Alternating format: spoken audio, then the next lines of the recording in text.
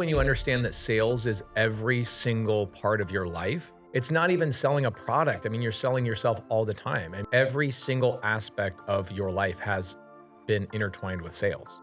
So if you remove that from me, I'm just a bland vanilla ice cream cone. And there was a moment in my life, it was 17 years ago, where I wanted to take my own life. Hey, welcome to the Close More Sales Ian, podcast. what up, bro? How you doing? I'm good. How Thanks are for you? having me, man. My pleasure. So the question I always like to start off this podcast with is, if you were to imagine Pace Morby, if you had never gotten into real estate and being able to have sales conversations, if that had never entered your life, what would Pace Morby be like today?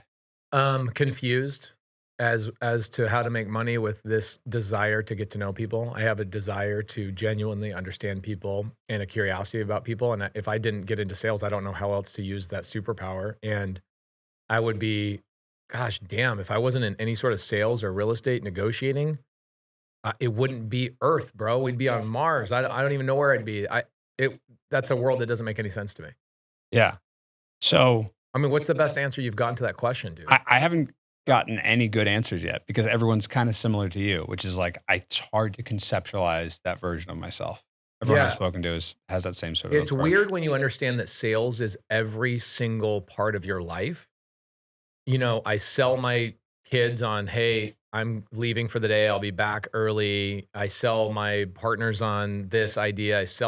It's not even selling a product. I mean, you're selling yourself all the time. I mean, even the way I dress is basically a sales strategy itself. Sure. Like branding is sales, and it's like every single aspect of your life has been intertwined with sales.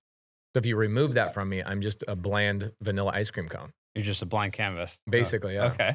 I love that. So I have a trajectory I usually take the podcast, but I'm most excited to talk to you about something that stands out to me that I'm very interested in. Okay. Which is not something that very many people I speak to, I feel, have the same expertise to talk about that you do. Okay, damn. So I'm selfishly excited for this. Is it ultra marathons? Is that where we're going? The 'Cause whole I'm reason like- where I have you here is to get you to run an ultra with me. That's the whole point. No, most of my focus is on thinking about one-on-one sales conversations.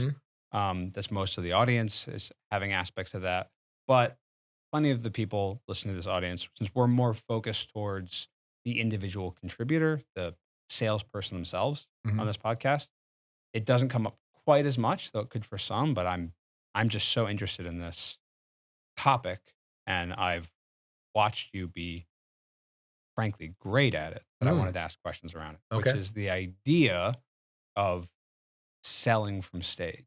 Selling to many. It's not a thing that's talked about very often. It's almost too niche to have most things about. People will talk about, how to talk like TED, how to present from stage. There's aspects of public speaking and storytelling, but having a focus of, rather than, let's say if I was talking to a homeowner and then I'm asking you questions and repeating back things you had already told me were important to you, that's the tactics of a one-on-one conversation. You lose that ability if you're talking to a room of 500 people, but you still want to have the same idea of thinking about your avatar, getting someone to want to take action in a way. So I just wanted to be. This is a conversation I've never been able to have with anybody. This is great. It's the goal of this podcast is kind of like the inside baseball of thinking about sales conversations and deeper context. Okay, cool. Around that. I could give you kind of my framework of things that work specifically for me. I would love to hear that. You'll never read in a book anywhere. Just things that work for me. We all do things differently. Like Kobe Bryant did not practice the same way as, LeBron James, and vice versa. Like everybody has their own practice, their own rituals, their own things. So I'll kind of go through my rituals of speaking on stage. I would tell you one of my current mentors. I'm his mentor in real estate. He's my mentor in speaking. Okay. I have just joined his mentorship. I would say one of the best at speaking on stage and selling from stage is Myron Golden. Okay. You got to look him up. Kills it on one of the best of the best of the best. So shout out to Myron Golden right here. Boom. I haven't learned from him yet, but I've been watching him, and he has a very different approach than I do. but it doesn't mean I'm not going to learn something and implement it into what I'm currently doing. So here's my thing. Last year, I spoke on 110 stages. For the people that don't know who I am, I speak on a lot of stages, and I am slowly starting to say no to a lot of those stages. 4 years ago, 5 years ago, I'd speak on a stage of 100 people. Sure. Now I'm getting offers like I'm speaking at Madison Square Garden, 20,000 people, July 20th. Shout out to Aspire, having me speak there. So I'm starting to say no to anything less than 1,000. I'm really trying to focus on 3 to 5,000. And the bigger the audience, the harder it gets. Sure. Because what you just said, Ian, was the avatar. Like, who am I talking to? How am I crafting my message properly? Because the larger the room, the more diverse the demographic. Sure. And the more diverse the demographic, the less your planned pitch is going to land. And so I decided to be a little bit less of an Ed Milet speaker. Now, what does Ed Milet do when he speaks on stage? He says the same story over and over and over. He's more like Kevin Hart or Dave Chappelle or one of these stand-up comedians that, or even Adele, that sings the same song in the same pitch and the same dress and the same this, and they stand in the same location. It's kind of a rehearsal. He's got his tight 15 type of thing that he knows works. Yeah. Like Ed Milet he's one of the best speakers on stage, and it's because he said the one pit or the one thing 1,000 times. Sure. And he gets paid $150,000 to $500,000 for an hour of his time on stage. I get paid 50. Sure. So there's a big difference. There's Goliaths in this industry that get paid a lot more money than I get paid to speak on stage. So there's a lot for me to learn. So what I'm about to tell you is just that I show up differently because I wear a different skin than they do. What I do is I go to whatever the event is 2 hours early. I don't go hang out and they're all special. Hey, we're hanging out in the VIP area. And they're all hanging out with each other. And that's great. I will pop in there, say hi to everybody for 15 minutes. But then I very quickly go out into the hallway and I start asking people questions like, hey, how's the event been so far? How's the event? I will probably ask that question 30 times to 30 people. And I will get 15 different answers. Okay. Are you in the process of crafting your avatar when you're asking Right these there. questions? Okay. Boom. I am figuring out every event attracts a different person. I'm not the person who attracted them there. The person who sold the tickets is the one that attracted them there, right? So I'm going out in the audience. I'm like, who are these people? Are they brand new? Have they ever done a deal before? Are they real estate minded? Is this a mindset talk I need to switch? Sure. And so I have 30 to 50 stories that I can pull from or intermingle or come up with on the spot based on who the avatar is in the hallway. And that's more like Dean Graziosi style. Dean Graziosi, you give him a topic and he'll tell you a story about that thing for 30 minutes and then he'll hook it into a really good thing. So like I just spoke on stage at Raise Fest here locally. It was about 1,000 people. I went out to the audience. They were on break. So I show up 2 hours early enough that I know they're going to be on break or they're going to be at lunch. So I have plenty of time to talk to them. Now, This is a big no-no for a lot of speakers. Why? Because when you're a speaker, you're supposed to seem cool and not be accessible. You're supposed to be the guy behind the green curtain. You don't want people to have access to you. That's kind of the old way of doing it. I just go out there and hang out. I mean, most of it is I'm hanging out with my community members. They all go and show up to these events anyway. So I already know them. I hug them. I'm loving on them. Then you get people that come up to you naturally. So I'm not like randomly going up to people at this point, but I used to. I used to go up to people 4 or 5 years ago that didn't know me. I go, hey, how's the event? I just got here. I showed up late. I missed a bunch of stuff and I didn't act like I was a speaker. Sure. And I would get the inside knowledge. So, for example, I go to Raise Fest, and you've either got one or the other type of feedback that you get. The feedback is, this is way too much mindset stuff. I'm not getting anything tactical. They're just rawing, and I'm not getting anything tactical. I haven't taken really any notes. Yeah, I was motivated for the first couple hours, but I'm sick of the motivation. I need somebody to tell me what to do. Okay, that's a lot of feedback you'll get. Then you'll get other feedback, which is, dude, it's been so nitty gritty, but like I need something to motivate me to go light the world on fire. And I would tell you 90% of the time, it's too much rah-rah. Yeah. Okay. It's very rare that you'll get a room that is people go, I need more rah-rah. Because what most of the people that are putting the events on are doing is they understand, I need to get these people excited to potentially buy a product I'm about to offer them from stage. Yeah. They need to be emotionally ready to accept that offer. But when there's like an engineer-minded person that's running the event, It is so tactical. It is so strategic. People go, "Oh my god, I'm falling asleep," right? So, I do my reconnaissance up front. That's number 1. I do it for 2 hours. I go backstage. I then don't use slides anymore. I used to use slides a long time ago. I don't use slides now. Now I write on my phone. I say, "What is the one thing that these people need to walk away with today?" And I tell them that thing when I first walk out, and I go, "This is what we're gonna talk about. You are gonna walk away with this today."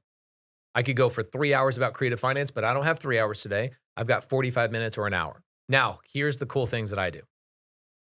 The people that I talk to in the hallway before I get on stage, I memorize their names, and I hear their story, and I interweave their story into my thing. I go, "Yeah, you know what, Ian? Like, you told me on break, you said da da da da da da da da da. So that ties into this girl who da da da da," and they're all like, "How do you know this?" And so that's part of my presentation is that I show people how much I care about them, that I actually memorize their names.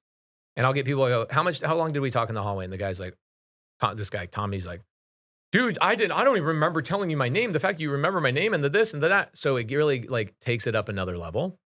And so you get the whole entire room kind of feeling like they're in on this magical secret that you have. And the message hasn't even been delivered yet. Yeah. That's just the first 4 or 5 minutes. Okay. So there's all sorts of things. I've never told this to anybody what I do, but then I will pick people out of the audience. And another thing that I do really well that's different than other people, in fact, the way Ed Milet and I became friends is I got off stage one day after doing this, and Ed Milet was coming up after me. I was opening for Ed, and he punches me on there. He's like, "Gosh, damn it, that's one of the best presentations I've ever seen in my life. Oh my gosh, we need to be on stage more often together." What I did was get off the stage, go talk to the people I met with in person in the hallways, had their names memorized, their stories memorized, intertwined a message specific to them. Within an hour or 2 hours, I was able to craft a whole message that intertwined these people and told a story about the room rather than a story about myself. Right. And then what I also do is I do a lot of practical things. So I'll say, "Does anybody know what seller finance is?" And they'll go, or I go, "I need to know the one person in here that doesn't know what seller finance is." And you'll get 40 people that raise their hand. And I go up to them and I go, "Perfect. You want me to teach you what seller finance is?" "Yes, I do. Teach me what seller finance is." So I then find 2 other people in the audience that have iPhones and I work out seller finance deals on their iPhone so I can show people in a practical environment what that looks like. And within 7 minutes, they're like, "Oh my gosh, I learned more about seller finance from you in 7 minutes than I ever did on watching 50,000 videos and blah, blah, blah, blah." So I get the audience really involved by get me getting involved with the audience before I step on stage. I love that. That's a I've never seen anybody do it. I've never seen anything to that extent. I've seen aspects of learning a little bit about some of the people so that Mhm. you can do a version of that, but it's Yeah. never as customized as what you're talking about. I also love the memorizing the story because you're bringing up something which is why I feel my own sort of internal weakness around selling from stage is that so much of what I do is personalizing the message for an individual Mm. that I can feel the like, yeah, but if I can't do the back and forth and have you talking more than Mm. me. How am I supposed to Oh, craft yeah, the that goes message? away 100%. Yeah. That whole feeling of, I'm in the homeowner's living room. I'm trying to negotiate with them. There's 50 other wholesalers trying to call them all at the same time, and I have to get them to speak more than me. Right. Then you get on stage, and it's literally the It's the opposite. exact opposite. Yeah. You actually can't get them to talk, Right. really. And so what I do is I bring it back more into a living room environment where what I do is I suck everybody into it in the room, 1,000 people, 7,000 people, and I get them to all focus in on whoever I'm talking to. And what does that do? It helps everybody in the audience help them identify with that individual. Because what happens with people that are speaking from stage, they're trying to speak to everyone. Right. And which means they're just I, me, this, that, and the other, story, story, story. Whereas if you just go down to the person you already know needs the message and you focus on that message, what happens is everybody then identifies with that person as if you're talking to them. And so it brings it back to a more of a one-on-one feel. Right.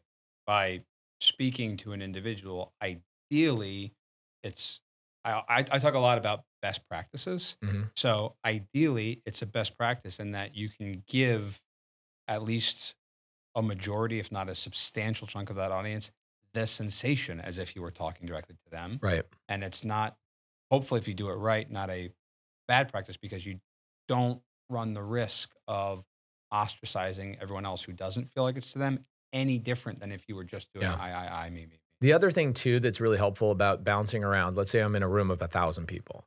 I'm gonna go from this room, this corner of this room, identify an individual and talk to them, and I'm gonna ask them an abrupt conversation like, "Hey, Ian, we were talking about," and it's like, "Oh my gosh, 1,000 people are looking at me. Yeah, Holy crap." And then what ends up happening is everybody around them feels that pressure. sure. Like they can cut through that pressure with like a knife, that emotion, like, "Oh my gosh, please, I hope he doesn't call on Yeah, yeah, it me." doesn't call me. So they're really paying attention. Then I bounce to the other side of the room and I do the same thing with the other guy, and then the person in the middle, and then this person over here. So the entire room within 15, 20 minutes is like, he could call on anybody for any reason. I better pay freaking attention. And they are on their freaking seats the whole time. I love that. Yeah, it's a lot of fun. It takes skill. And, the way I learned how to do this was I didn't know, I'd ask people, hey, what's your avatar of the person that's coming to your event?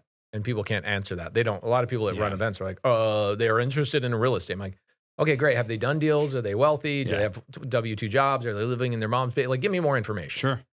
So I had to go and start doing reconnaissance because I'm like, I genuinely care about delivering a message at a high level, Sure. unique to that individual. Then the first time I ever did it on stage was like 3 years ago, where I truly remembered people in the hallway. I'm like, yeah, I remember what you told me about here, and let's da-da-da-da, and you remember. And then all of a sudden I get off stage and people are like, that was the best thing ever. I'm like, ooh, what did I do? And I went back and I wrote down my best practices. I'm like, what were the things that people really resonated with? And I just then started compounding on those things. And that's how I became great on stage. I love that. And that also, I mean, that's how I got good selling one on one is doing that exact same thing. Like, wait, why did that work? Mhm. And setting aside time for reflection, writing down what worked, what didn't, and iterating and improving on that. Right. I love hearing that you did the same approach for kind of almost stumbling into by accident that was one of the most impactful Yeah. speeches you gave. It was, it's like when I tell people, go make mistakes, go screw up, go make as many mistakes as possible. I did a year and a half ago. I was on stage. I was opening for Grant Cardone, and I was trying something new that I'd never tried on stage before. And it was, I have not tried it since because I have not had the balls to go back and do it because Okay. I screwed it up so bad. The idea was this. The idea was I'm going to go out on stage and I'm going to tell everybody that I'm speaking to myself from 10 years ago. So it was really hard for people to conceptualize, just like what Sure. you're doing, where I basically walked out and I said, and there was a moment in my life, it was 17 years ago, where I wanted to take my own life. And there was a moment where I wrote myself a suicide letter because I had my brother had hung himself. I had family members that had gone to prison. A business had fallen apart. My wife at the time was like, I don't want to have kids. Like everything against me would just, I look back at it now, I'm like, you're such a sissy. But at the time, I was very emotional. Sure. Yeah. And so I wrote a suicide letter that I was going to pass to my brother. And so essentially what I did is I told people in 30 seconds, like, hey, there was a point in my life where da-da-da-da, blah-blah-blah, and I got people sucked in. Like, oh my gosh. And I said, I'm going to speak to myself 17 years ago as I'm writing my suicide letter. This is my message to myself. And so I had never practiced this before, but I was in front of 3,800 people. And so I got about 15 minutes into the thing, and it was like, it hit a crescendo. It was so good. And people were like, oh my gosh. But then I was like, oh shit, I didn't plan this out very well. Now I don't know how to land the plane. Yeah. So the emotion dropped, everything dropped. I then had to divert to a different conversation. It was very obvious that I was bombing on stage. Even Grant Cardone, I get off stage and we've been buddies for years now. And he says to me, so you tried something new today, did you? I was like, yes, I You did. could tell. Yeah. And I haven't gone back to it. And so, but in the very beginning, you have an idea, you want to try something, you're a visionary. You're like, okay, let me create a message that I think that the audience needs to hear. And you have to you have to get on the stage and you have to screw it up and you have to look like an idiot. There's been times where I went to Traffic and Conversions, a big stage I was speaking on, where I was so nervous about what I was about to try on stage. I'd never talked about the topic before. People asked me to talk about how did I build such an amazing community. I'm the only person in real estate that's ever actually built a community. A real community. Right. People Yeah. are like, I have a community. I'm like, no, you have a mentorship. It's Right. very different. Just because you call it community doesn't mean it's a community, but I have an actual community. And so people Traffic and conversions, massive. 50,000 people go to this thing. I'm speaking on one of the main stages. There's like 7,000 people in the room, and I'm about to talk about community. I'd never, ever talked about it. And right before I went on stage, bro, I had to completely take a crap because I was so nervous. I was like, oh my gosh, I have to. Welcome to speaking on stage. If you're not afraid of what you're about to talk about and you don't get so nervous that you have to go take a dump, then you're not trying You hard probably enough. don't care enough. You Yeah. don't care enough. You're not trying hard enough. You're not putting yourself in uncomfortable situations. So understand that that is the equation is you have to put yourself in uncomfortable situations to grow as a person. What most people do is go, no, I'm going to prepare better. Yeah. No, I'd rather freaking crap my pants than have to prepare. I don't prepare for anything. I think about it. I attempt it. I do self-reflection after I do it and go, how could I have done better? And then I try it again. That's it. That's awesome. I Well, guess. I love that. I love that. I mean, maybe I love that so much because it mirrors my Yeah. process for Yeah. improvement rather than thinking I have to, let's just say, over prepare and deliver a potentially stale message. Yeah. What's tough about over Yeah. preparing is every time I've over prepared, I can connect with the audience so quickly Yeah. that everything in my planned message goes out the window. Right. And so when I saw that was the equation and that was happening, I'm like, how about this? No more planning. I've done enough in my life. I have enough stories to pull from. I have enough credibility. I have enough this. I mean, literally, this Raise Fest thing that I just did a couple of weeks ago, Steve is like, hey, are you going to be speaking today? I go, yeah. And I'm like, oh, perfect. I'm going to craft a whole entire message that I crescendo around Steve Trang and make him stand up. Like you get to a point where you're just so comfortable in your own skin. Yeah. And that didn't come from preparation. That came from just doing it and messing around and finding out. Yeah. That's great. I love that. So maybe I can get because the way you improve is very much the way I think about my own improvement at things, which is, well, let's go fumble around and do this thing over and over. That's and again, right. and put aside a little bit of time for reflection on what worked and what didn't, but not overly prepare Mm-mm. going in. No. So the way I started, I'll be transparent. When I started this podcast, I had a teleprompter and I wrote every word down Damn. because I wanted to make sure if it was 20 minutes that I had written everything out and I wanted to make sure my message hit. And I was worried about being too redundant or not getting the message across in the way that I thought would resonate with the audience in as concise a time as possible. Right. And I knew that wasn't sustainable, nor did I want it to be, or what people are honestly looking for in most podcasts for the most part. Right. I do, the majority of my episodes still are solo episodes talking about a concept for half an hour or so. What I did to start getting more comfortable, and I just recorded, I think it was 2 weeks ago it came out, was about 45 minutes.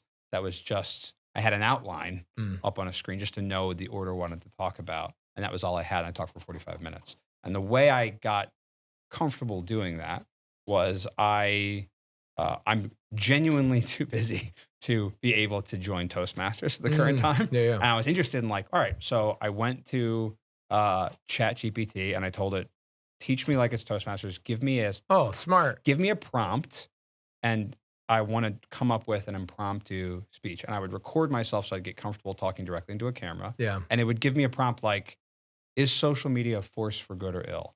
And I would hit record and I would talk using Toastmasters techniques as it was written out, being like, and I would pick either side. It didn't matter because even if I wasn't well informed on it, if I could be, it could seem like a prepared speech going like, social media is the worst thing or the best thing that's ever happened to humanity. And it's the worst thing or best thing for these 3 reasons. I don't even know what the 3 things are going to be yet, but I'm speaking to a recording in a way as if it was this prepared speech. Yeah. And I just did that every single day for the last like 2 or 3 months on every topic you can imagine, on why a sports team is good, on why this product is terrible, on why real estate's the best investment or worst investment. It doesn't matter. It was like a debate class for practicing for myself talking to the camera. Okay. And I just did that over and over again. And then I would watch the recording and be like, I said too many times, or I stuttered here on the 3rd point. And so I would just do a little bit of reflection. And it was a doing it type of thing. Yeah. But then when all of a sudden all was said and done, I was able to speak for 45 minutes, and I'm very proud of that episode with just minimum notes. Right. So Love that. it's a weird sort of like pat on my back in the process. But I was curious about No, I mean, your thoughts on it that. gives people permission that that's what they have to do. People think that they have to prepare. What would you rather do? Go and take Toastmasters or go and screw up on your first stage as fast as possible? I would say get on a stage, Sure. speak as fast as possible. I think the toughest thing, though, too, for people that are going out and speaking on stages that I see is I'll see people go, I want to be a public speaker. I go, great. What have you accomplished in your life? What have you done? Right. Who have you helped? How have you changed somebody else's life? And they're like, well, I'm just going to be a great speaker. Okay. People don't care about what you say Right. until they know how much you care, right? And so how can you care about other people if you've never helped anybody? So I always tell people one of the reasons why I'm great on stage, I know I'm great on stage because I've been told 100 times, and I turn down 80% of my stage appearances because we get so many of them. Sure. So I know I'm great. Am I the best? No, I'm like halfway where I want to be. In fact, I tell people when I speak on their stage, thank you for letting me practice on your stage because I'm just still practicing. But I tell people I can get on a stage and talk about any topic because I have a story of somebody I've helped who's gone through that topic or whatever it is. You can come to me, and this is what this is the downfall to this is people know this about me, so they don't tell me my topic until sometimes 30, 40 minutes until I get on stage. Okay. Think about that. Yeah. And so the way I have actually prepared to step on stage is actually doing the things that I'm talking about. And so I'll get young kids that are like, all right, I'm going to go speak on stage. I'm going to motivate people. I'm like, great. What have you accomplished? Well, I'm living at my mom's house. I have no rental properties. I still have never asked a girl on a date, but I want to be a public speaker. I'm like, you're going to have a hard time identifying with the audience what they need because you yourself have not gone through enough shit Right. to give them the way to overcome their shit. Sure. So a lot of the preparation in speaking on stage comes from actually living life and accomplishing cool shit. So Have you thought about doing a live audience on this podcast? I haven't actually. Would that be too frequent thing. stressful for you? No. You'd be ready for it. I prefer live audiences. Yeah, I would. I mean, for me, every time I do a podcast, at least on mine, I have 2 a week that I do. Well, I have 3 podcasts. I have one where I do 15-minute recordings throughout the week with my community members, and then the other 2 I do live. One's Sure. about wholesaling and fixing and flipping. The other one's about accumulating rentals and whatever else. And dude, it makes it so much more fun. You lose track of time because you're sitting there actually having a conversation with people. And what happens is they ask questions you can't even imagine and you couldn't have imagined when you were doing your preparation. Like, all right, I'm going to talk about this topic. Then you have a live audience member. Somebody asks a question like, holy crap, that's the question you have? I freaking love it. I'm sitting over here talking about E equals MC squared, and you're asking me what title and escrow means. Like, holy moly. And it allows you to navigate and really provide value and call people out through a live audience. Like, oh man, Tommy, that's a great question. Or Sarah, that's a dope question. I love that. And what happens is when your audience can see themselves as part of your podcast, as if they don't feel like it's your podcast, they kind of feel like it's our podcast. Sure. They then are recurring guests, which then takes away a lot of the preparation that you'll need because they'll come back and ask these questions that are also chronological in their life. Ian, you solved their problem today. In 2 weeks, they come back to the podcast. They have new questions that you need to answer, type of thing. But a live audience makes a lot of the preparation go away. I can imagine. No, Yeah. I prefer an audience. I mean, I've been told I was weird because I enjoy public speaking. I mean, I genuinely enjoy public speaking. It doesn't make me, I guess it makes me nervous because I want to do well. Right. But it's not a fear for me at all. It's a thrill for me. I enjoy it. So we Love just it. sort of haven't had the opportunity to Turn on the live podcast, guys. Give this boy a live podcast. We have to operate around the restrictions of the time of the media team currently. Oh, got it. Yeah, it's their fault. It's not mine. Of course, yeah. Of course. But you brought up something that I definitely want to transition into, which is the other thing I'm most interested in, which I'm sure you've talked about this many times. You talked about having stories prepared, like 40 to 50 stories theoretically that you can sort of reach into at any given time. I'm actually, the next solo episode I'm recording of this podcast is around the idea of storytelling in sales. Right. So talk to me a little bit about your process in either preparing or delivering a story, or just like when you're looking for new stories to adapt. Maybe you've got such a full collection of stories you're rejecting stories to make sure you don't have anything to your avatar. First step in being a great storyteller is listen to more rap music. Truly. Listen to more rap music. They're better storytellers than anybody. Like, I love country music too, but the problem with country music, it's all about like my tailgate, my beer, my girlfriend, my Right. dog. You know, Yeah. they have good storytelling too, but rap music is so much better about storytelling.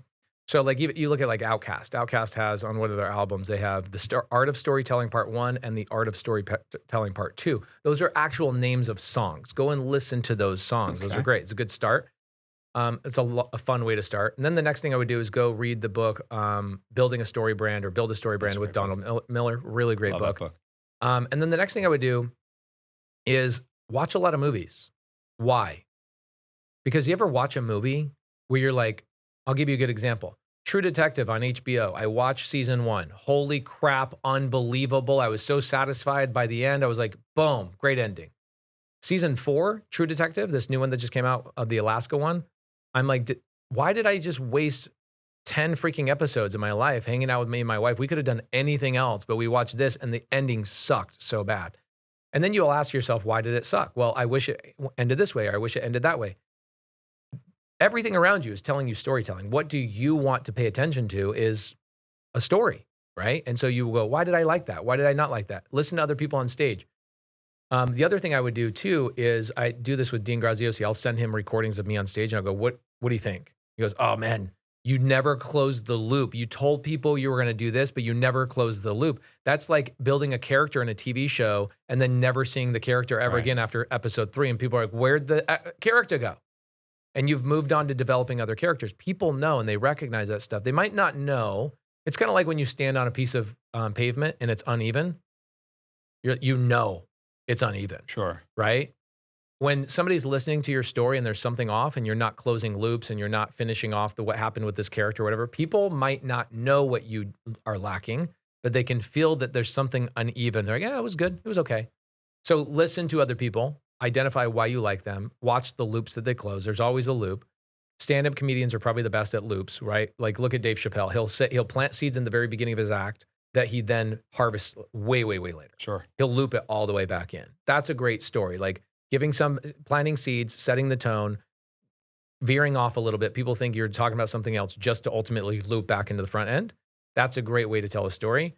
And I would suggest if you're trying to learn how to tell stories, I would get into a room of 3 or 4 other people that speak on stage and have them listen to you speak and talk to them.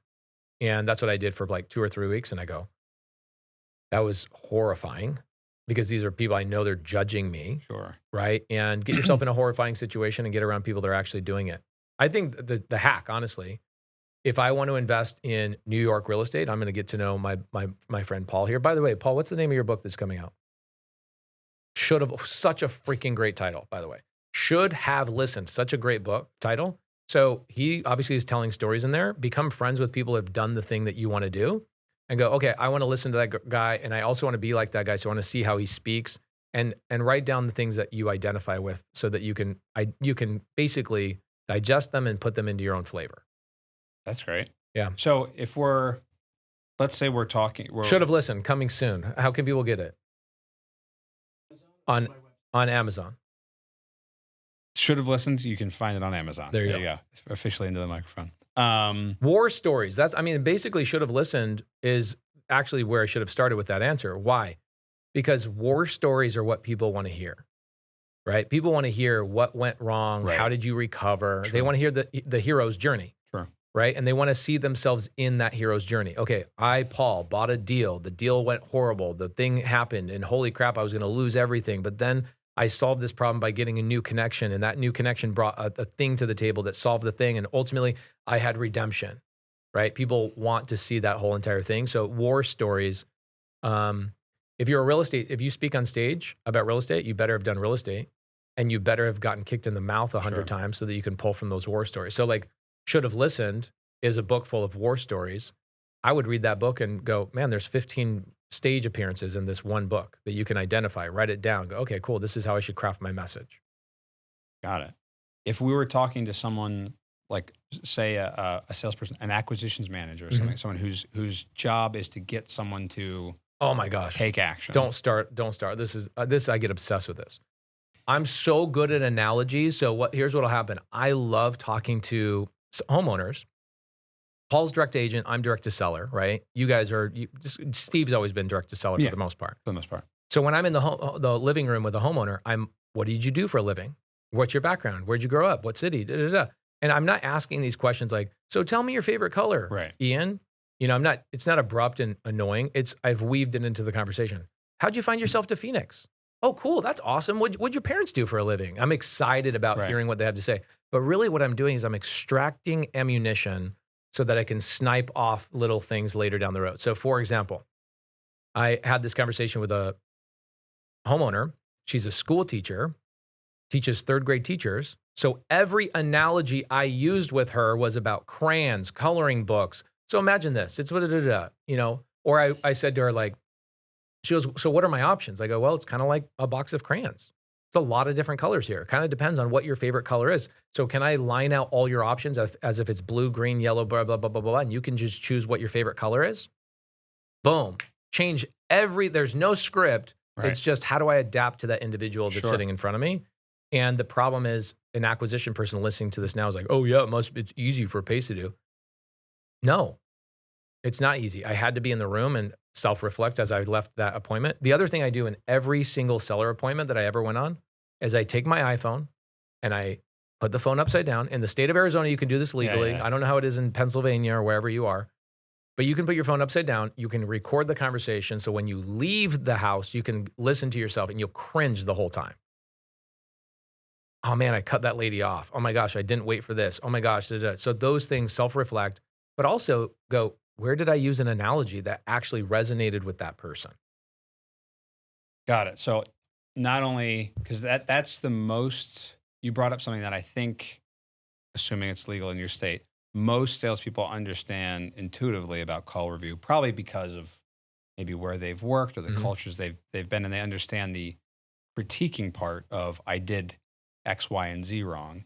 But you brought up something that's just as important, which I think so many people fail to do, which is what did I actually do right and why was that right? And you're listening to the call. So like not just critiquing what didn't work, but actually breaking down, oh, I used an analogy and it was smooth sailing for the next 10 minutes. Well, here's the thing. So I'll tell you really, there's a deal I did. I might even take Paul to this house today. There's a house I bought, no money down, seller paid closing cost. Tenant still is in the property today, 4 years later. I've never had to renovate it. I've never had to change out the tenant. And the seller gave me 0% seller finance. It's one of these unicorn deals that people say don't exist. Sure. 1906 South, 78th Place in Mesa, Arizona. This is the deal. So wholesaler calls me up and he says, hey, this lady's like the toughest egg to crack. She wants, Zillow says the house is worth $100,000. Okay. So what do you think she wants? 100 grand. She's like any seller. She wanted 110. 110. I was going to say, okay? That's what she wanted. She wanted 110. Yeah. So he says to me, he says, you are the only person that's crazy enough to go after these leads. And I'm like, I'm not crazy. I'm just educated. And I'd love to go on the appointment. Can you set up the appointment? He goes, well, she's already talking to like 7 other wholesalers. I go, bro, nobody's going to give her what she wants. Yeah. Let me go on that appointment. So he calls, her name's Susan, calls her up, says, hey, Susan, can we meet you at the property? She says, I have tenants in the property. I go, no problem. I just want to stand outside in front. I want to obviously see the property. I want a place that we can meet other than Starbucks. And so we went out to the house. We were standing in the carport. And I said, so what's kept you from selling the house so far? That's always my number one thing. Like, what's kept you from selling the house? I'm sure you're talking to 10 other people. I call it what it is right there. I know you're talking to other people. What's kept you from selling the house? What have they not given you that you were looking for? She goes, well, I want $110,000. And so I go, okay, let me guess. Most of these investors are coming to the house. They're trying to offer you $40,000, maybe $50,000. And she says, yeah, how'd you know? And I go, well, because if I was going to give you a cash offer, I would also offer you $40,000 to $50,000. See what I did there? I hooked her in. She's like, wait, if you were going to offer me cash? I go, yeah, I'm not going to offer you cash. If somebody was going to offer you cash and you were going to accept that cash offer, somebody would have already bought this property, like 15 people before me. So you and I are here because you need something different than what these other people are providing. She goes, okay. I go, so let's do something interesting. If I was willing to come up to your $110,000, would you be willing to give me terms? Now, she has no idea what terms are. Sure, That's of another course. hook, right? Yeah, It's like, yeah. give me terms. She has no idea what terms are. This is where everything changes right here.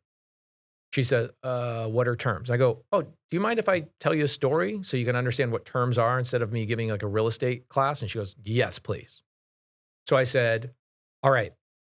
So I was a contractor for a long time, Susan, and I had this F-150 that hit 325,000 miles. And you know Fords, they start overheating and having problems at 100,000 miles. The fact that I even got this thing to 320,000 miles is a freaking miracle. And I decide I'm going to go sell this truck because I'm having more problems with it than what it's worth. Now, what am I doing here? I'm actually planting the truck almost as if it's her house. Yeah. I'm having more problems with my tenant than what they're worth, right? Yeah. She owns one rental property. Hard to scale and be okay with a portfolio if you have one rental property. So I go, it's starting to give me more problems than what it's worth, kind of like the house and the tenant. And she goes, well, how do you know I'm having problems? I go, if you weren't having problems with your tenant, you would never sell the house. She goes, yeah, okay, yeah, you're right. I go, I imagine they're probably paying you late every week or every month. And I would imagine that you are having overheating issues with your house. She goes, what do you mean? See how I keep tying it back into my truck? Yeah.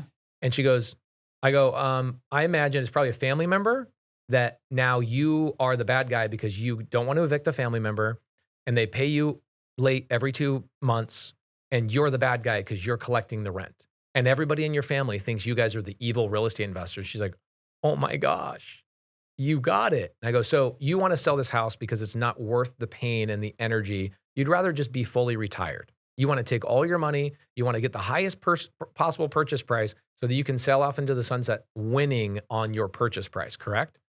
She goes, yeah, perfect. I wanted to do the same thing with my truck. So what I did is I went on Kelley Blue Book, which is the Zillow. It's like the Zillow of cars. Yeah. And Kelley Blue Book says my truck in the year it was, the mileage it had was worth $5,000. So what did I do, Susan? I'm belligerent just like you. I'm crazy just like you. I know that I maybe somebody's stupid enough to pay over what Kelley Blue Book says it's worth. You never know. And I go, put it on Craigslist. What do you think I listed it for, Susan? Now I've got her in the story. Yeah. See, I'm like hooking her into the story. She's answering questions. She goes, I don't know, $7,000. I go, no, I'm an idiot. I list it for $10,000. She goes, okay, did you sell it? Now she wants to know the end of the story. Yeah. And she doesn't feel like she's being sold, right? I go, no, I didn't sell it for $10,000. What ended up happening is 3 months later, it's still sitting on Craigslist. I'd never even had a troll reach out to me and said, you're an idiot for listing it too high. Nobody's lowballing me. Nobody's reaching out to me. They just like, obviously not a deal. And they're scrolling past my truck.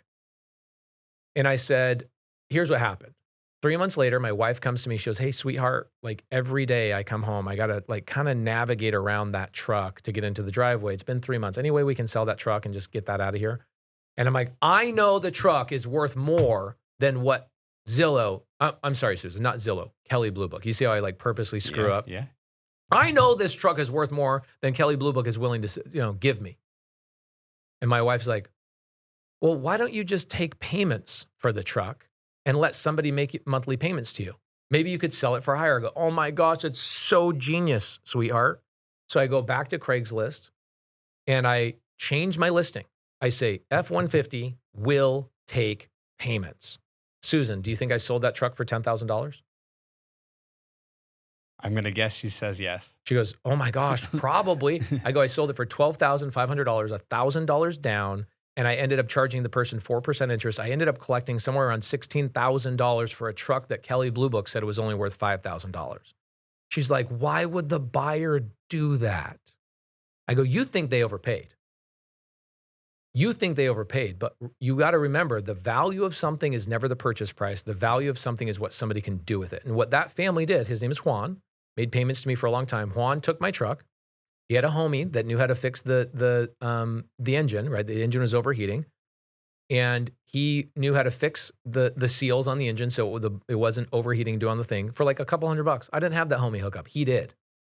He put it in his painting company, and that truck earned him $8,000 or $9,000 a month. Do you think he cared about the $350 payment he made to me every month? No.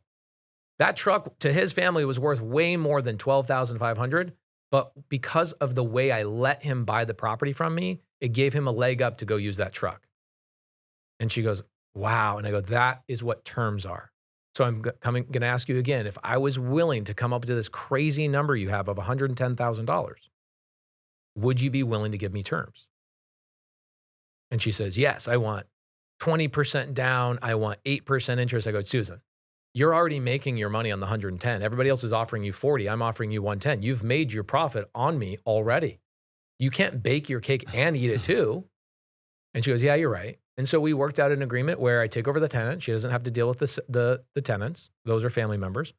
We worked out a deal where she paid for the seller. She paid the closing costs. So I was in the deal, no money. And then she goes, but I really want $10,000 down. So I said, okay, here's what we'll do. Let me make some cash flow on the property, and I'll take the cash flow from the first year, all the cash flow I make on the first year, and I'll use that as my down payment to you. She goes, okay, done. Write a promissory note, done. Deal's done. But you know why? And she'll call you. I've had her on stage with me. She's one of like 200 sellers I've done some similar deals with like this. I'll bring her on stage with me, and you know what the number one reason why she was willing to do this deal with me? One, I actually offered her more money than anybody else. Sure. Okay, I actually took care of the client. I did not lowball her $40,000 like a wholesaler's going to, right? So I gave her the number. I solved her problem. I also understood her story. What was her story? Why did she want to sell the property? Her and Dale, her husband, are like, we just want to go retire and drive around the country in our RV, and we don't want to worry about collecting rent. I said, how much do you think it cost? How much will it cost you to rent an RV spot every 30 days around the country? She says, $375 a month. I go, perfect. How about I just set up a payment that I pay you $375 every single month for this house? Now you don't have to worry about an RV spot. She's like, love it. And that's literally how we drafted our agreement. But when she's on stage with me, when she's in town, I'll have her come on stage. I go, why'd you do this with me? Besides the financial gain and besides all the things, whatever, why'd you do the deal with me? And she said, you're the only person that told me a story that helped me understand my options. That's amazing. Only person. I love that. Yeah. And I didn't bring up seller finance. Right. I didn't bring up subject to. I didn't bring up all these complex terms. I talked to her like a third grader. Right. Because that's what I need. I'm stupid too. Sure. Like teach me complex terms in a story format. I'm a caveman. Draw it on a freaking cave for me so I can see it in cartoon format, right? There's a couple things you did in that story that I'd love to just sort of like call out and identify. Some things, because they're things we actually teach. So number one, I mean, you did a thing, and a lot of this, I don't want to say by accident, it's sort of you inherently understand this is compelling. Some of that I'm sure you've worked out. For instance, we teach people to, if someone asks a complex question, let's say explaining how a process works or something, or explaining time and access, all these sort of slightly complicated real estate terms, I will train people to start to go, well, the way that works is actually, do you mind if I tell you a story instead of explaining? And people are like, oh, thank you. Yeah. People prefer that anyway. So we literally train that because people are more receptive to literally interrupting, let me explain how this works. Even if someone asks or demands an explanation, they prefer it in storytelling form. Yeah. There's that. You also kind of, a thing I always teach is getting permission to continue at multiple points. So like creating an open loop in a way that they have to be engaged for you to continue with the story anyway. There's no just like, sit down, let me tell you the story. You make it interactive in a way where they are bought into the story. It gives you permission to continue. And I love that. And then finally, and probably as important as any of the aspects of the metaphor of this car is your house, Kelly Blue Book of Zillow, is before even going into that, you made statements that made her feel like you understood her, that allowed her to be receptive to the message you were delivering in the story anyway. Right. And you combine, I mean, it was amazing because I'm like hearing this checklist of things I'm looking for when I'm training salespeople to be able to do this confidently and in a repeatable case, regardless of who they're talking to or the scenario they're dealing with, because it's, in my opinion, the most effective way to convey information and get someone to resonate with an idea in a simple enough way that makes taking action pretty easy. Yeah. Because sales is like, it's not just the telling the story, it's they're being action after the story. Yeah, I had a guy actually send me a DM this morning and he said, I'm on my way to a seller finance appointment. And I just want to let you know, every time I do it, there's an interview I have a seller in San Angelo, Texas. One of the greatest stories, by the way, of how it's a 0 down, 4% interest. He gave me a 50-year note on a seller finance deal. And the way we did this deal is there's a great story behind it, but I interviewed the seller. His name's Mario. I've now bought 2 other 50-unit apartments from him. He's now sold us like 143 units, all on seller finance, 0 down, 4% interest, 50-year notes. And there's a reason why he sold those to me. But I did an interview with him, and he listed out 19 reasons why that transaction benefited him. 19, okay. 19, right? It's like capital gains tax. I avoided brokers. I avoided this. We had to do a survey. No inspection. You did the inspection yourself. So many things. The quick timeline. I listed my property for 6 months. I couldn't get the number I wanted. You gave me the number I wanted. You're actually giving me monthly payments. I'll make more money on the seller finance thing than if I would have, and I could avoid a 1031. Like he just kept going on and on and on. So this guy in my DM says, dude, I listen to that every time I go into an appointment and I remind myself it's my job to get as many of these items benefiting the seller as humanly possible. And it takes a lot of the nervousness away so I can take the action, because I have to remind myself sometimes when I'm going in to benefit myself as a real estate investor to buy this house, that I'm actually bringing value to that human being with all of these 19 reasons why they would sell to me, right? And so knowing the reason, understanding the underlying condition of that human and what they're going through helps you take action, because you realize what your freaking job is to actually help somebody. Yeah, it's true. And so many people, especially with the sort of the loaded word of sales in general, which is obviously acquiring a property is selling the homeowner on whatever your ability to buy that home is. So many people in the sort of sales space on social media paint the picture of like you versus the prospect in a way that I just find so disgusting. Bro, it's so bad. It turns me off. It's like, oh, I hate it's everything so bad. about this. It's like, even I'm friends with Chris Voss, the guy who wrote Never Split the Difference. I don't actually appreciate that strategy, which is if we're negotiating, the counterpart thing. I am not going to, we're not splitting this. I am taking more than you. I'm never going to split the difference, right? Splitting the difference. Are you kidding me? That's how I operate every bit of my life. He says never split the difference. For example, I'll go to dinner with somebody that maybe I've met for the first time. I'm paying 100% of the time, right? In the book, he talks about like, no, it's all about power struggles and psychology. And it's like, bro, when I leave, I want that person to go, dude, that guy was nice. Let's hang out more. Let's do more stuff together. Why does everything have to be a you versus me type of situation? When I finally realized, this was probably about 7 years ago in my journey, that I could be friends with my sellers. And my sellers, Eric has my phone, but like Mario or Desiree or Susan, these people have given me 0 down deals and millions of dollars of seller finance deals. We text still today. I'll text Desiree. I go, hey, Desiree, will you come on stage with me so we can talk about the deal that we did together? She, oh, yeah, when are you speaking? Is it going to be in Utah? I see you. They follow my calendar. They see where I'm going because I'm friends with them. Yeah. And Mario, when I did the deal with Mario, this is a question to ask if you're an acquisition person. Does your prospect, but I hate the word prospect, but does your seller, the homeowner, do they feel like you saw them, like truly saw them as an individual? You actually pointed out and noticed things about them, right? So, for example, I met a girl today named Belle, right? And what does she not like on her Chick-fil-A sandwich? Pickles. I will remember that for the rest of my life. And when we go to Chick-fil-A, I'm like, yo, hold the pickles, Chick-fil-A, and I'll watch out for her because that's what friends do, right? So I meet Mario. I'll tell you why Mario gave me a 50-year note on this deal, right? Seller finance, no money down, 4% interest. Why did he do it? Homeboy tried to sell this asset for $3 million. He had a broker. Broker couldn't get the number for him. Why? Because sellers want too much money sometimes, right? In a conventional world, in a traditional world, they'll want too much money. But what's the seller? This is what everybody thinks. They go, this seller's out of their mind. They're greedy. They're freaking blah, blah, blah, blah, blah. But when you actually understand what the seller's trying to accomplish, the seller says, I'm not a great manager of assets. I want to get out of this game. But if I sell today, I'm going to have a massive tax hit and I'm going to have to pay all the agents and I'm going to pay all these repairs and you're going to have an inspection. You're going to come and nitpick me to the lowest dollar possible. So you know what I'm going to do? I'm going to start really, really high because I know you're going to come and beat me up and the IRS and Uncle Sam's going to take all this money on my capital gains. So Mario doesn't sell the property. We try and reach out to the agent, but the agent didn't understand creative finance. And so I gave him offers and he never showed them to Mario. Yeah. Mario fires him after 6 months. My team calls Mario, say, hey, Mario, we tried submitting seller finance terms to your broker. Did you ever see those? He's like, nope, no offer was ever sent. Okay, typical. We get that all the time.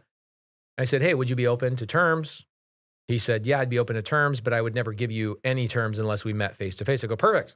When can I fly out? So I leave Phoenix, I fly to Dallas, drive to San Angelo, Texas, and I meet with Mario. And we're not getting anywhere. Okay, what we're doing is we're in his parking lot. We got the big asset next to us. He's got his playground. He's got all this stuff. It's a 43 unit deal. It's a big, sizable property with a big parking lot.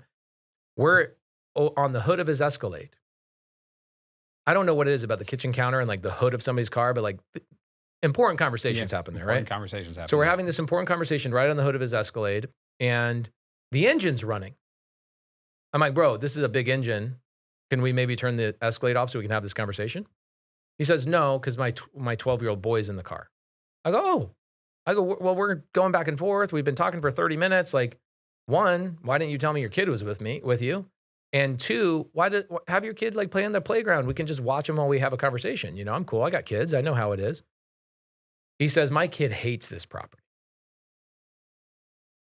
Huh?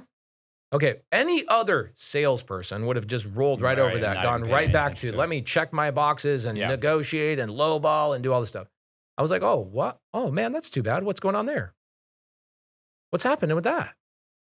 Genuinely curious. Yeah. Not checking a box. Trying to understand what's going on in this guy's life. He says, let me put it this way. For his 11th birthday, he asked my wife says, what do you want for your birthday? And he says, I want my dad to love me as much as he loves the people at that apartment. Ooh. Right? Yeah. Why? Dad misses his baseball games. Dad misses this. Dad misses that. Why? Because dad lives in San Antonio, drives 2 hours almost every day to go self-manage these 3 properties he ended up selling to me. Didn't know how to get property management. He was too far away from it, right? There's smart people like, I'm going to buy close enough to me that I can drive and do the thing. Other people are buying too far away and they have to hire property management. The property management fails or it takes a lot of anyway, he was in this weird situation and he's like, I just need to sell. And so I go, wow, it's that bad. And he goes, yeah, he's 12. And 6.5 months ago, this timeline matches up to something I'll tell you in a second. 6.5 months ago, it was my son's birthday. And my son said the same thing. He said, I want my dad to care about me for my 12th birthday as much as he cares about his tenants. It's like the same thing all over. His wife then gives Mario an ultimatum, like, you need to fix this situation. You need to sell these and get rid of this thing. Your son needs you at the games, or you need to hire a property management company. Mario's like, the property management, they screw me. And his wife's like, fix the problem. Your kid is only 12 one time. Yeah. And Mario's like, oh, it hits him like a ton of freaking bricks, right? So what does Mario do? That was 6.5 months prior. He hires a broker because that's what people think you should do. Hires a broker. Broker can't get the number that Mario's trying to retire with because Mario's like, I'm not going to 1031 because if I 1031, I have to roll into a larger asset. Okay.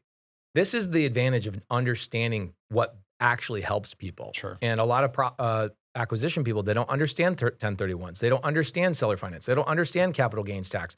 So you don't understand what the seller's going to go through after you buy their property from a tax situation. So therefore, you can't speak to them on the benefits that you bring to the table. Right. So I go, oh man, this is crazy. So this is what I ended up doing. I go, I got an idea. Why don't we turn this property? He's like crying. He's like at a point, Mario's telling me the story. He's getting to the point where he's emotional. He's like, I'm sorry. This is a guy from Eastern Europe. Very tough, calloused guy, immigrant to America, self-made guy. You got to respect him. He's crying to another man that he just met today. Yeah. Right?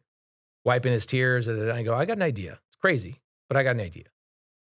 How about we take this asset that has been a problem with you and your son? It's created a wedge between you and your son for the last 4 years that you've owned this.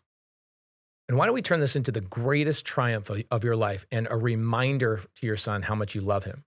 He goes, well, What do you mean? I go, what would you think is if you pass away, your son is 65 years old, and he still is receiving a check from me for $10,000 a month, reminding him how much his father loved him even well past your life. And Mario's like, where do I sign? No money down, 4% interest, 50-year note. His son will be 62 years old by the time I pay that asset off. Now, I'll probably refinance a couple of times, but that was the story that I told. And Mario then could now see what benefit it brought to him and how it solved the problem. Mario, the reason why I say this is because as I left that appointment, Mario says, you're the first person that saw me and actually saw my situation in all the last 7 months I've been trying to sell this property. Wow. Everybody else is trying to check a box. Let me negotiate comps. Right. Let me show you the comps and why you're crazy on your number. Bro, I could care less about your number. What I care about is my terms. What would I rather have? Like, this is the guys, acquisition people understand the business.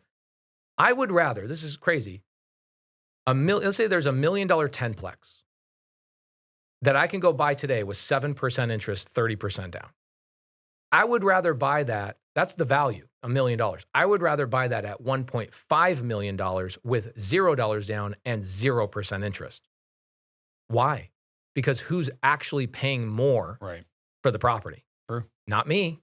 Yeah. The person who went and got traditional financing is paying more. They put more money up front. They have less cash flow. They're paying way more interest than I am. So the terms determine how I solve the problem. And everybody else is just trying to beat the seller up on their price. And I understand why, because that works too. Yeah, sure. But for me, if you understand certain elements and you understand how to storytell, man, all I'm trying to do is get them to understand how I'm bringing value to them. And they win, I win. And it all requires a story, right? And understanding what the elements of their life is. How can I tell a story to somebody if I don't know they have a 12-year-old kid that's complaining about the situation? Their wife is telling them to sell the property.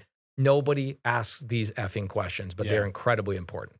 You also, I mean, in the picture you painted of how to sell the property, you turned the property, which is a pain point for his kid and by extension his wife, like the pain of it, you turn it into the solution. Right. Because it's going to be a thing that will remind him. Right. His son, man, that's very, very powerful. You know, last thing I'll say about this, I know we've gone long. Anytime you do a podcast with me, it goes long. So here's... I've been warned. Okay, good. So I'm sitting down to lunch with one of my buddies. He has a business that does like $30 million a year in revenue. And we're having lunch in Texas a couple of weeks ago. I just got off stage. He came in and was like, hey, let's go grab lunch. We're grabbing lunch, having a conversation. Bro, what's new in your life?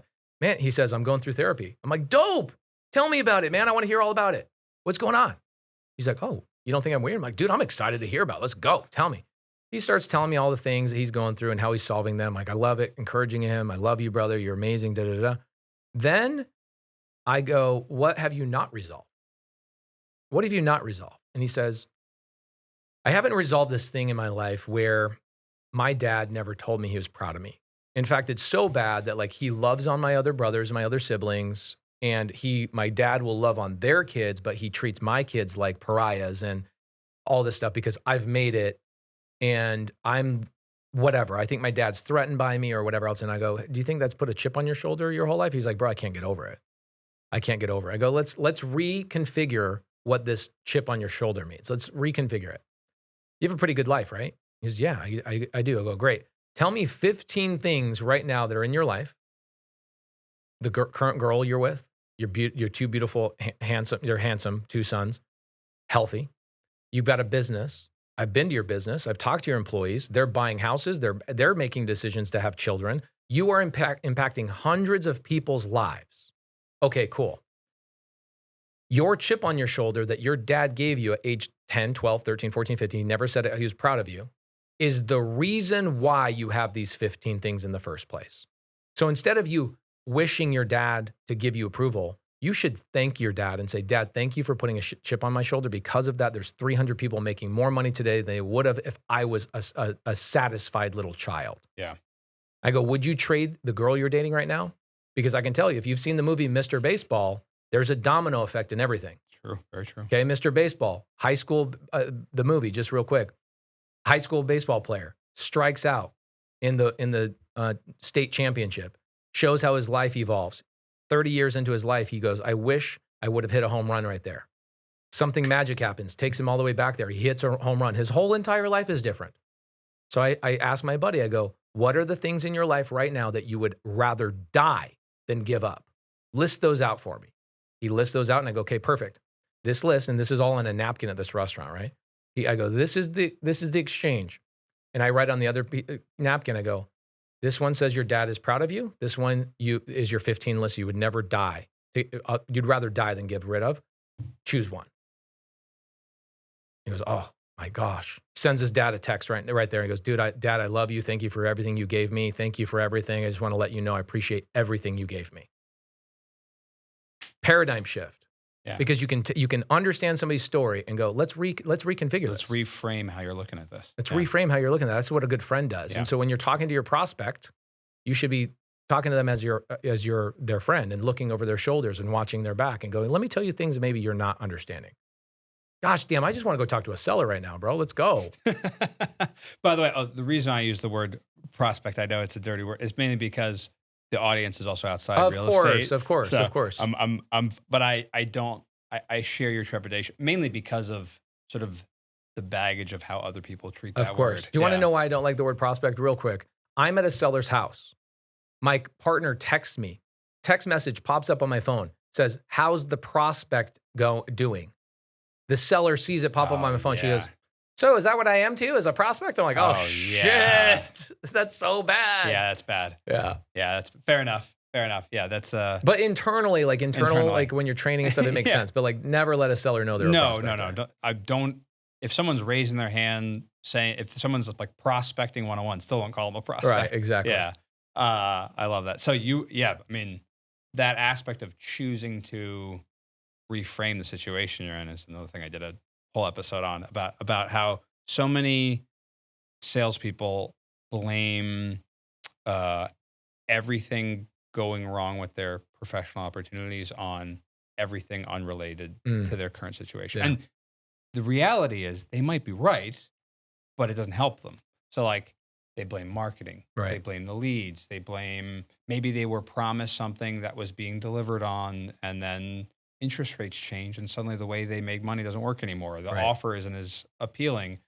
And rather than going, something happened that's now making things harder, and rather than choosing to go, oh, good, like leads aren't coming in as rate, now I get to get better at follow-up. Rather than the company changing its comp structure and going, oh, like, good, now I get to prove myself as better than ever. I get to fix that chip on my shoulder because I get to show that I'm actually better and I'm worthy of making doctor money having conversations all day. You know, like I look at, so I've got my buddy Paul Carasson behind me. He's from New York. And I look at a guy like him and I go, you know what? I know that like he has a lot of units in New York City. And I look at that and most people look at everything he's acquired as that is the goal. Like all the assets, all the multifamily, that's the goal. What I look at as the goal is the man that he became in order to acquire those assets. Of course, yeah. How many times did he get kicked in the teeth? How many times he's sitting there in a unit, fixing the unit up, himself going, is this going to work out? Stress, pressure, anxiety, and still overcoming it. If I ask Paul, hey, would you keep your assets but remove all the skills, relationships, and resources you acquired during all of that time to keep those assets? Or would you rather keep the skills, relationships, resources, and I strip your assets away? Which one is he keeping? Yeah. Every time. I mean, every time. Yeah. We all know the story of the billionaire's kid who inherited the money but none of the skill. It's the saddest story of all time. Right. So you're the acquisition people that you're training, you guys, that's a really good point. It's not about the deal you do, it's about the skill you acquire. Yes. Because it turns you into a completely different person. Yeah, and you get to choose to celebrate the hardship as the reality of like, oh, like this thing that feels objectively harder actually means I get to level up as an individual now. Right. Like and you can choose that as a salesperson as easily as someone can point to, I choose that napkin at dinner. You can just pick. This is why they call you guys disruptors, bro. Good, doing great, man. So to wrap up here, I appreciate that. I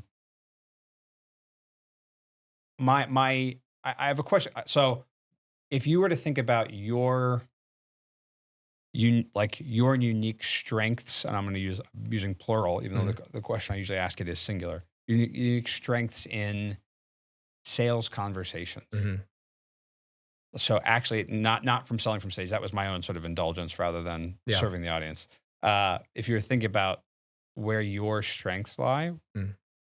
obviously, my first thought is telling stories, the ability to relate the stories and connect every aspect of it to their situation. But I'm curious what you would say what your strengths are in that realm The only strength I have is that I care. that you care. That's it. I care, therefore I show up, and when I show up, I'm consistent, and when I'm consistent, I ultimately succeed. And here's the thing, when I first got into the real estate industry, I was a contractor, right? So this is 11 years ago, and when I decided I'm gonna jump into wholesaling and fixing and flipping and buying and holding, my buddy, okay, shout out Benjamin. Benjamin's like, "Oh, you're gonna strip homeowners of their equity," was what he told me. I was like, "Oh shit, is that what we do? Is that what they do?" And I had this self-conscious thing where I was like, I didn't want to do the business. Sure, yeah. I had this amazing woman, her name's Bethany Willis. So usually a woman that comes into my life and changes things around, right? She's just this lady, she was older, she was 60 years old. She had just acquired this massive pool of wealth. And she's basically went on my first appointment with me.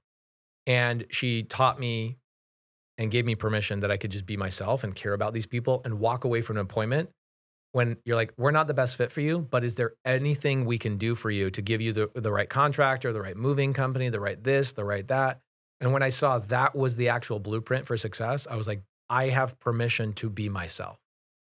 And so God gave us this amazing thing to care about other human beings.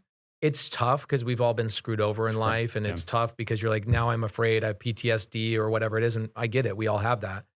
But ultimately, it was shout out to Bethany Willis, shout out to the other sales trainers. Steve Trang's a good buddy of mine that teach you how to just care at the level that you naturally do. And if you walk away from an appointment going, I left you in better condition than when I met you because I gave you a thing, a connection, a referral, a this or a that, then I've won. And when that becomes the game, nobody can beat you. That's true. I love that. Yeah, I'm always trying to, and I stole this directly from our friend Steve Trang. Whenever I'm having any conversation in business at all, where theoretically someone could say societally, I have the upper hand, I have the Mhm. advantage. So whether I'm potentially mentoring an individual or I'm trying to buy a property at discount, I always think very basically that my mom's watching, and I want to Mm, make sure she's proud of me I for how never I thought treat that, dude. it. That's directly from Steve Trang. I'm stealing from. He's like, I just treat every conversation I'm having like my mom's watching me, and I got to make sure that my mom's proud of me as her son Wow, for how that's I treat great. people. Because many people can do the thought of God's watching or the SEC is watching, whatever you want to pick. I just love it. The personal, like, oh yeah, I want to make sure my mom thinks I'm a good Oh person, yeah, and that's just I always just have that in mind whenever I'm talking to anyone yeah. to try and make sure, like, would my mom be proud of me at this interaction? And if I reflect back and go like, yeah, she actually wouldn't have been.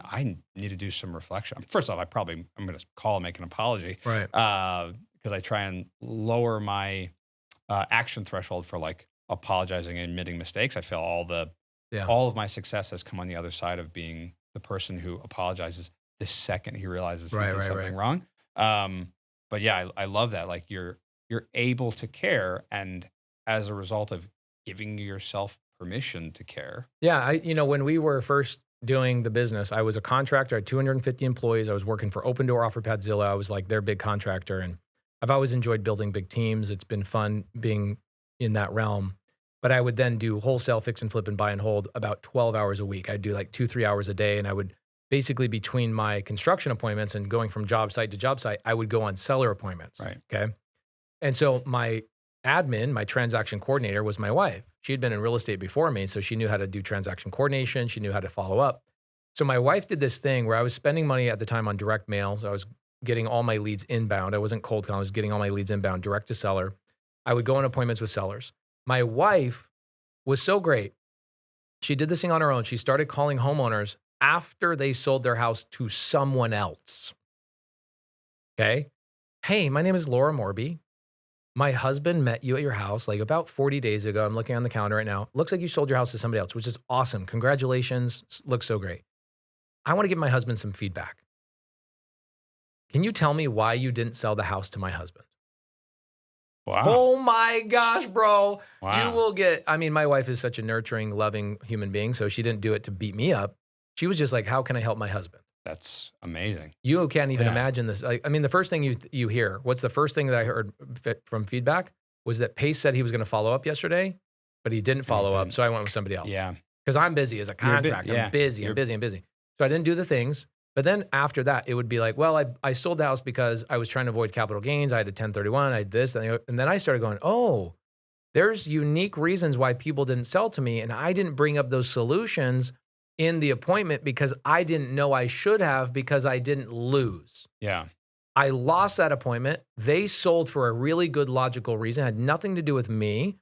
I'm going to deep dive. I'm going to go hire a tax attorney. I'm going to go hire this person. I'm going to get educated. And man, that became the most fun thing. Truly caring of why those people chose not to go with me because I didn't provide a solution to them. Bringing that back to my house, getting educated on those things, and then starting to knock it out of the park and going, this doesn't seem to, this appointment, Mrs. Smith, doesn't seem to be da-da-da-da. Is there something going on that you're not telling me? And then they would go, yeah, I'm really worried about my tax situation. I'm really worried about this thing, or I'm really worried about getting this number. I'm really worried about moving out. I really want somebody to buy the house from me. Okay, one of the appointments I lost out on was like the third month in my business. The seller goes, well, actually, yeah, I didn't sell to your husband because I didn't think this was an option for him. I needed to sell my house, get money, and then lease the house back from the person who bought it from me for 6 months while I could identify and find another house. And your husband said that's not something he could do. Okay, well, damn. So what did I do? I called the guy on public record who bought it. Okay, his name's Josiah. Josiah ended up becoming my current business partner in a business we do $60 million a year in. Became one of my best friends. I called Josiah. How the hell did you do that, bro? I lost the appointment. You beat me out on it. What did you do? And he goes, oh, I went to this lender. They did this for me. They have this really special program. They'll buy houses for me. I'm like, can you please make a referral? And then boom, I got a new tool that I could bring into these appointments. I cared about bringing more solutions and therefore understanding the seller's situation. So when I say I care, I don't just, my heart doesn't care. My heart does care, but it requires action. Right. And it requires you to learn how you failed so that you can get those things and bring it back to the seller. Yeah. And I mean, it's so many people struggle with that. Even the idea of that they did something wrong, they struggle with failure. You reframed failure, which is another thing I'm a huge believer in. It's like, oh no, like where did I go wrong so that I can offer the solution in the future? Like I need to tell me what I did wrong. Pace, how did you make so much money? Because I got my freaking face beat in a lot of times. And you chose to learn from it. And have fun doing it. Yeah. Yeah. That's great. And the other thing too, guys, is like every day I'm not a contractor is a day off. Okay. So like I was a contractor for a long time. My buddy Paul was too. You and your dad were contractors, right? Okay, tin knocker. So I was a contractor, general contractor. Anything is a day off versus that. Sure. So I don't feel like this is work at all. I just feel like I'm having fun every single day. That's Pace, awesome. why do you work 12 hours a day? I'm not working. Work's fun. Yeah. I'm having fun. It's work for you. I'm Yes. having fun. There you go. That's how I think about sales coaching. Guys, if you want him to do 2-hour podcasts in the future, you let him know. And I would guess that same approach that you use to find the solution for a homeowner. Yeah. I'm going to guess you apply that to aspects of your community, All the other time. businesses. Yeah. I'm like, you probably get to feel like you're doing that with everything you're doing kind of all day. Yeah, and I would say that there's a fun element. So like people in my community, they'll come into like a live Zoom with me and they go, this is the seller's problem. I go, can I just call the seller? Because here's the problem with you as a newbie. You were me and you are telling me information as you saw it. Yeah, as you saw it. Yeah. Can I call the seller? And so I'll call, I think I've made, in our vault, like of all of my seller calls, I think I have a little over like 1,100 calls I've made for my students to their seller. Yeah. And the story my student hears versus a story I get in a fraction of the amount of time is so fun to be like, do you see how you didn't ask this question and you didn't ask this question and da-da-da-da-da? Then what would happen is I get off these Zooms, or not off the Zoom, but I get off the call and I go, all right, community.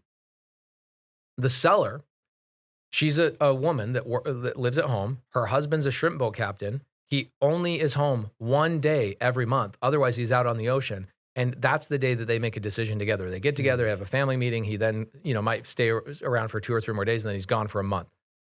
What kind of story What kind of analogy? What kind of thing can we adapt to this lady's life? And then what happens is you get a group, like a mastermind group of people smarter than me coming up with really fun analogies that can help this seller get to a point where she asks her husband for permission to sit down and have a conversation with us. And you get people go, all right, so it's like this. There's a bloom with the shrimp and the this and the other, and they come up with an analogy. I'm like, gosh, that's so good.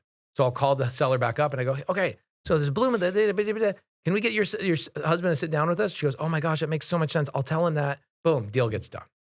It's a fun game. It's a puzzle. Everything's a puzzle piece. It's a fun puzzle piece. Yeah. That you get to solve. Yeah, that's great. I love that. And man, that's great. You did a couple things also that I wanted to touch on.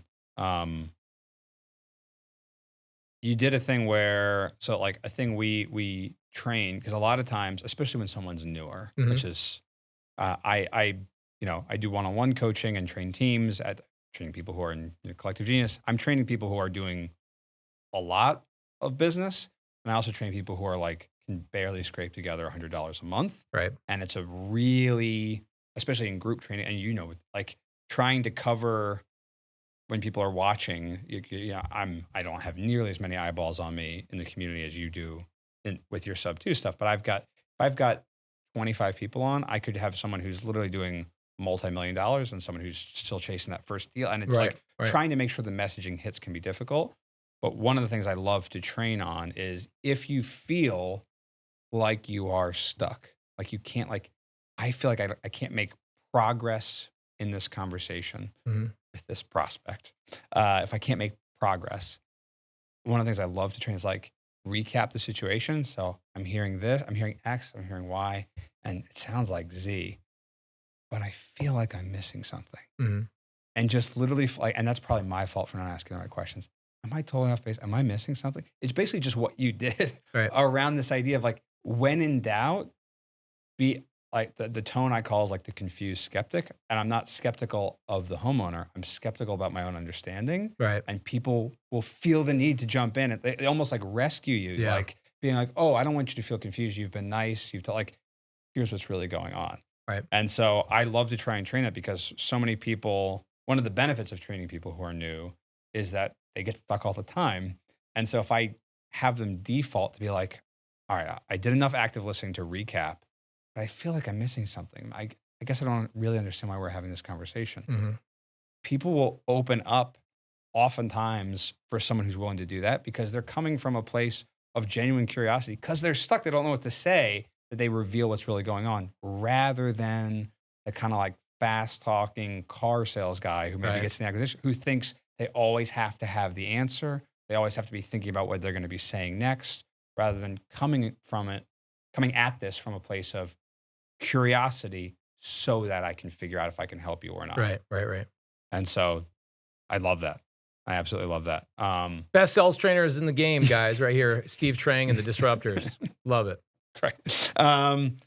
So for the things to wrap up here, that if you were to pick, like, again, so the audience, you hear my little intro at the end. If you were to hear, thinking that the audience is a salesperson for the most part, someone in some type of sales role, most of the people listening are in a direct to seller or direct to decision maker setup. So insurance, solar, acquisitions, like they're not business to business. It's not a complicated process for the most part.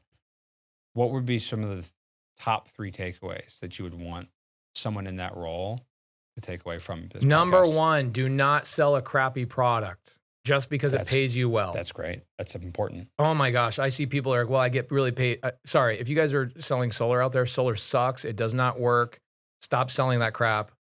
If it was me, I was in solar for a while, and I look at it like, the technology will not catch up to it. It doesn't make any sense. People are like, well, the payment liquidates. I'm like, yeah, but now they have penetrations on their roof, and nobody wants to sell their. When I buy your homeowner's house that you put a solar roof on, I'm like, gosh, dang it. And it voids roof warranties and all sorts of stuff. It's a crappy product, okay? So don't sell crappy products just because it pays you well, because you wake up going, I hated that industry. I hate sales. And that's what gives you a psychological wear down on, I don't want to be in the sales industry. Find a great product that you're super proud of, right? Go work for a company that has an amazing culture that you know cares about the prospect, cares about the customer more than anything else. They care about the customer before they care about profit. I say it's peace over profit. I want peace in my life over profit. And because of that, ironically, You make more you profit make more anyway. profit, Yeah, which is that's stupid. it's the reality of it anyway. Right. So that's number one. Number two is who are you collaborating with? Who are the people like, I've got a buddy of mine, Paul, new buddy of mine, flew in from New York. These relationships where I get to borrow from somebody else's experience from 40 years and I get to become a better man because I stand next to a better man than myself. That is one of the greatest hacks of all time. Becoming friends with cooler people than yourself, right? Very People true. that have accomplished more than you. And because of that, you learn through osmosis, right? I had somebody tell me, well, I'm a world-class swimmer. I swam in the Olympics and I, me. I go, okay, hold on. Let's stop a second. Who were the people that trained you? And he told me, he's like, yeah, but they were never as world-class as me. And I go, cool. Who was in your classes with you? And he goes, oh man, my best buddy. Now he's name dropping. My best buddy was this person. My best buddy was that. And I go, I imagine you learned some techniques from them, right? He goes, yeah, I did. The way they turn their hand, the way they do this, the way they eat, the way they dress, the way they whatever. You get all of that information. You through osmosis without even knowing you're doing it. You're becoming kind of like you acclimate to the person that you're around. So get around badasses that are good people and collaborate with them. And it's one of the biggest hacks to life. And then number three, I would say it's never about the deal. It's always about the skills, the relationships, and resources that you get from every deal. So think about this. If I go buy a buy and hold, okay, I get a single family rental in my portfolio. Who cares? I get a 10-plex. Who cares? You know what I did get? Got a great relationship with a real estate agent. I got a broker. I got a loan officer that maybe give me a new loan term that I'd never heard of before, a new program that just came out, and now he can educate me on new ways that I can go acquire more stuff. I've got a new title company. I've got maybe a private money lender. I've got a new contractor. These relationships are more important than the asset itself because they will bring you an abundance of other opportunities and other deals the better you treat them. So those three things, if you got those down, you'll freaking win at life. That's awesome. Appreciate that. So lastly, Pace, where can the listeners or viewers, You can watch me on 3 episodes of Real Estate Disruptors with Steve Trang. Go watch my original episode with him 4 years ago. That guy's a badass. Go watch that episode. And go check out my buddy's new book that's coming out. What's the name of the book again? Should've Listened. We should have listened to the name of that book. It's honestly such a good name. I'm like, why did nobody else think of that name? Should have listened. Check that out with Paul. And have a good day, guys. Thank you, Pace. No problem, Ian. Thanks. Thanks.